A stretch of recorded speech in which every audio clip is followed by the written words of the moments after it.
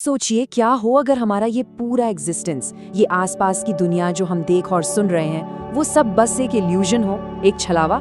आज हम एक ऐसी अजीब और माइंड बेंडिंग चर्चा करने वाले हैं जो रियलिटी के सबसे गहरे, सबसे छुपे हुए रहस्यों से पर्दा उठाएगी। देखिए, आज साइंस ब्लैक होल्स की फोटो निकाल सकती है, एटम के टुकड़े कर सकती है, पर एक सबसे बड़ा सवाल आज भी बिल्कुल अनसुलझा है। तो चलिए बिना किसी देरी के इस मिस्ट्री में डीप डाइव करते हैं और उस अल्टीमेट सच को समझते हैं जो हमारे बिल्कुल अंदर मौजूद है। एक बहुत ही सिंपल सा सवाल है, पर ये दिमाग को पूरी तरह हिला कर रख देता है। क्या हमारा ये पूरा एग्जिस्टेंस वाकई में रियल है या फिर बस एक इल्यूजन? एक पल के लिए रुकिए और सोचिए, साइंस ने कितनी तरक्की कर ली है, राइट? हम यूनिवर्स के दूसरे छोर तक झांक सकते हैं, पार्टिकल्स को स्प्लिट कर सकते हैं, लेकिन एक ऐसी चीज है जिसका जवाब अभी तक किसी के पास नहीं है। वो ये कि हमारे अंदर जो एक मैं बैठा है, जो एक आई है, जो इस वक्त ये सब एक्सपीरियंस कर रहा है, वो आखिर है क्या? इस पूरे मुद्दे को ना हम दो हिस्सों में बांट कर देखते हैं। साइड ए पर रख लीजिए साइंस को। साइंस हमें बहुत ही बखूबी एक्सप्लेन कर देती है कि हम सोचते कैसे हैं, हमारा ब्रेन फिजिकली कैसे फंक्शन करता है।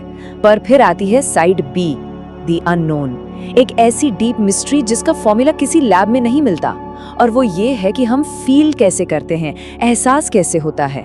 ये ना बिल्कुल दो अलग दुनिया हैं। एक तरफ ठंडी मैकेनिक्स हैं और दूसरी तरफ गर्म एहसास, और इन दोनों के बीच एक बहुत बड़ी अनसुलझी खाई है। तो चलिए अब इस खाई को एक नाम देते हैं। इन दोनों साइड्स के बीच की इस साइंटिफिक मिस्ट्री को एक ऑफिशियल टर्म दिया गया है, the hard problem of consciousness. अब ये है क्या? ये बेसिकली इस बात की मिस्ट्री है कि आखिर हमारे पास ये सब्जेक्टिव फर्स्ट पर्सन एक्सपीरियंसेस होते ही क्यों हैं और कैसे होते हैं। देखिए, साइंस के पास नंबर्स हैं, पूरा डेटा है, पर इस स्पेसिफिकली हार्ड प्रॉब्लम का एग्जैक्ट फॉर्मूला आज तक किसी को नहीं मिला। अब यहाँ मैं चाहता हूँ कि आप एक सेकंड के लिए सब कुछ छोड़कर इस बारे में सोचें। हमारी बॉडी को, हमारे ब्रेन को, और यहाँ तक कि इस वक्त आपके दिमाग में जो चलते हुए थॉट्स हैं, उन्हें ऑब्जर्व करने वाला ये मैं आखिर है कौन? जब आप कहते हैं कि मैं सोच रहा हूँ, तो वो मैं फिजिकली कहाँ बैठा है?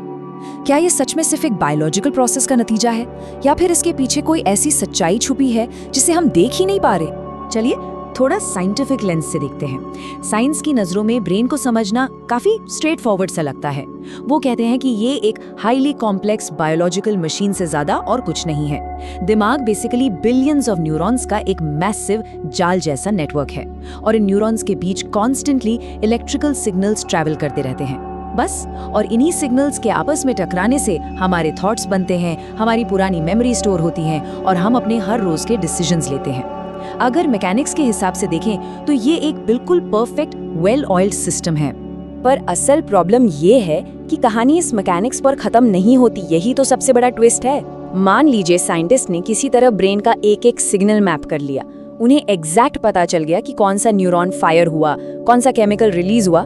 ये तो हो गया साइड ए, यानी बायोलॉजिकल सिग्नल। पर साइड बी का क्या? जब हमें फिजिकली चोट लगती है तो वो दिमाग में सिर्फ एक डेटा सिग्नल थोड़ी होता है, हमें दर्द का पूरा एक जोरदार एहसास होता है। जब आप कोई बहुत अच्छा म्यूजिक सुनते हैं तो वो सिर्फ साउंड वेव्स नहीं रह जाती, आप एक इमोशन फील करते हैं। जब आप किसी को प्यार करते हैं तो वो सिर्फ हार्मोन्स का खेल नहीं होता, अंदर से कुछ बहुत गहरा महसूस होता है। साइंस आपको ये तो बता देगी कि ब्रेन के किस हिस्से में सिग्नल जंप किया, पर वो ये कभी नहीं समझा सकती कि ये सब अंदर फील कैसा होता है। और यही कॉन्ट्रडिक्शन हमें इस हैरान कर देने वाले कोट तक ले आती है। डेड मैटर फीलिंग्स कैसे क्रिएट करता है? एक बार इसकी गहराई में उतरिए। एक ब्रेन जो बेसिकली फैट, पानी और प्रोटीन से बना है, जो अपने आप में लाइफलेस या डेड मैटर है, वो अचानक से प्यार, दुख और खुशी जैसी इतनी कॉम्प्लेक्स फीलिंग्स को जन्म कैसे दे सकता है? ये शायद बायोलॉजी का सबसे बड़ा सवाल है। तो चलिए अब इस चर्चा को एक कदम और आगे ले जाते हैं और एक बड़ा ही खतरनाक थॉट एक्सपेरिमेंट ट्राई करते हैं। इसे कहते हैं द परफेक्ट रोबोट डिलेमा। अब फर्ज कीजिए हमने एक बिल्कुल परफेक्ट रोबोट बना लिया। ये एकदम इंसानों की तरह बात करता है, इमोशंस कॉपी कर लेता है, और अगर आप इसे डैमेज करें तो ये बाकायदा रो कर कहता है कि मुझे दर्द हो रहा है। अब यहाँ $1 मिलियन सवाल है, क्या उस रोबोट को एक्चुअली में दर्द फील हो रहा है, या वो सिर्फ और सिर्फ अपनी एडवांस्ड प्रोग्रामिंग के हिसाब से एक परफेक्ट एक्टिंग कर रहा है?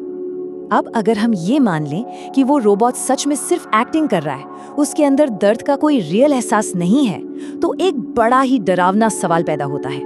क्या गारंटी है कि हमारे आसपास जो बाकी इंसान चल फिर रहे हैं वो भी सिर्फ हाईली कॉम्प्लेक्स प्रोग्राम्ड रिस्पॉन्सेज नहीं है? कैसे प्रूव करेंगे आप? ये थॉट सच में इतना डीप है कि दुनिया भर के फिलोसोफर्स पिछले कई दशकों से इस पर बहस कर रहे हैं। हम किसी और के दिमाग के अंदर घुसकर तो चेक नहीं कर सकते ना कि वो सच में कॉन्शियस है या नहीं। तो यहाँ आके ना एक बात बिल्कुल क्लियर हो जाती है, हमारी ऑब्जर्वेशन, हमारी सारी एडवांस्ड मशीन्स यहाँ आके फेल हो जाती हैं। एक डॉक्टर MRI स्कैन मशीन लगा के आपकी ब्रेन एक्टिविटी मैप जरूर कर लेगा, उसे कंप्यूटर पर चमकती हुई लाइट्स दिख जाएंगी, पर ऑब्जर्वेशन की कुछ लिमिट्स हैं। वो स्कैन ये कभी नहीं दिखा सकता कि आपको लाल रंग कैसा दिख रहा है, वो किसी के हार्ट ब्रेक का दर्द, वो मेंटल पेन मैप नहीं कर सकता, और आपके सपने अंदर से कैसे दिखते हैं, उनका विजुअल कैसा होता है, ऐसी कोई मशीन नहीं बनी जो इसे रिकॉर्ड कर सके। क्योंकि कॉन्शियसनेस पूरी तरह से एक फर्स्ट पर्सन एक्सपीरियंस है, वो सिर्फ आपका है। और इसी लिमिटेशन को ब्रिलियंटली इलिस्ट्रेट करने के लिए ना एक बहुत ही शानदार और फेमस थॉट एक्सपेरिमेंट है। इसे मैरीज रूम कहते हैं। चलिए इसकी स्टेप्स देखते हैं। स्टेप 1, मेरी नाम की एक ब्रिलियंट साइंटिस्ट है जिसे कलर्स, खासकर रेड कलर के बारे में सारे साइंटिफिक फैक्ट्स पता है, वेवलेंथ से लेके ब्रेन प्रोसेसिंग तक सब कुछ। स्टेप 2, लेकिन मैरी ने अपनी पूरी लाइफ एक entirely black and white room में बिताई है। उसने एक्चुअली रियल लाइफ में कोई कलर कभी नहीं देखा। स्टेप 3, फिर एक दिन मैरी उस कमरे का दरवाजा खोलती है, बाहर आती है और पहली बार एक रेड एप्पल देखती है। अब आता है स्टेप 4 का सबसे बड़ा सवाल। जब उसने उस एप्पल को देखा तो क्या मैरी ने रेड कलर के बारे में कुछ नया सीखा? आप भी सोच रहे होंगे, राइट? अगर हम ये माने कि हाँ, बाहर आकर जब उसने रंग देखा तो उसने कुछ नया महसूस किया, तो इसका नतीजा बहुत बड़ा है। इसका सीधा सा मतलब ये है कि कॉन्शियसनेस सिर्फ फिजिकल इंफॉर्मेशन या साइंटिफिक डेटा होने का नाम नहीं है। हम किसी भी चीज का सारा डेटा, सारी थ्योरी याद कर सकते हैं, लेकिन उस चीज का एहसास, उसकी वो डायरेक्ट फीलिंग, वो बिल्कुल एक अलग डिमेंशन है। कॉन्शियसनेस डेटा पॉइंट्स को जोड़ने से नहीं बनती। कॉन्शियसनेस का मतलब ही है द एक्ट ऑफ एक्सपीरियंसिंग। अब क्योंकि हमारे ट्रेडिशनल फिजिकल मॉडल्स इस बात को एक्सप्लेन करने में पूरी तरह फेल हो जाते हैं, तो साइंटिस्ट्स और फिलोसोफर्स को कुछ बहुत ही रेडिकल, थोड़ी वाइल्ड थ्योरीज पर भी सोचने के लिए मजबूर होना पड़ा है। एक थ्योरी तो ये कहती है कि कॉन्शियसनेस रियलिटी का एक बेसिक फंडामेंटल पार्ट है। इसे दिमाग ने क्रिएट नहीं किया, बल्कि ये ग्रेविटी या टाइम की तरह ही शुरुआत से इस यूनिवर्स का हिस्सा है। और दूसरी थ्योरी, वो तो इससे भी क्रेजी है।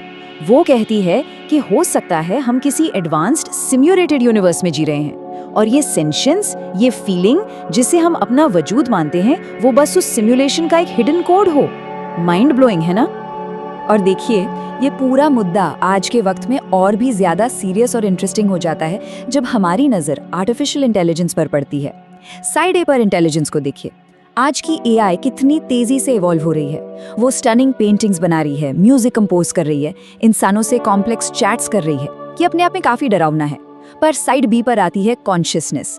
क्या वो AI उस पेंटिंग को बनाते वक्त या उस धुन को कंपोज करते वक्त एक्चुअली अंदर कुछ फील कर रही है? क्या उसके पास उस आर्ट की कोई सच्ची अप्रिसिएशन है, या वो बस एक एडवांस्ड मैथ प्रॉब्लम सॉल्व कर रही है? तो यहाँ पर ना एक बहुत ही क्रूशियल पॉइंट निकल कर आता है जिसे हमें समझना पड़ेगा। इंटेलिजेंस और कॉन्शियसनेस, ये दोनों बिल्कुल भी सेम चीज नहीं है।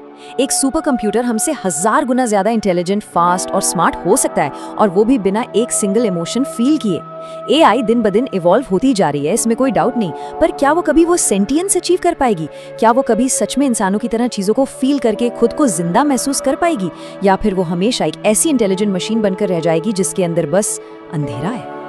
और इसी के साथ हम इस पूरी चर्चा के निचोड़ तक पहुंच गए हैं। यह हमें इस आखिरी हैरानकुन सवाल पर लाकर खड़ा कर देता है। सोच कर देखिए, दुनिया की सबसे बड़ी मिस्ट्रीज किसी दूर के ब्लैक होल या किसी एलियन प्लैनेट पर नहीं छुपी हैं। सबसे बड़ी मिस्ट्री तो हमारा अपना एक्सपीरियंस है। तो क्या हमारी ये कॉन्शियसनेस, ये मैं, सिर्फ इस मैकेनिकल ब्रेन का एक ऑर्डिनरी सा बायोलॉजिकल प्रोडक्ट है, या फिर ये इस पूरे यूनिवर्स का एक बहुत ही डीप, कंप्लीटली हिडन सीक्रेट है? साइंस ने बाहर की दुनिया को तो समझना शुरू कर दिया है, पर हमारे अंदर की ये रियलिटी आज भी एक अनकही पहेली है। और शायद जब तक हम इस रहस्य को नहीं सुलझा लेते, तब तक हम वाकई नहीं जान पाएंगे कि आखिर हम है कौन।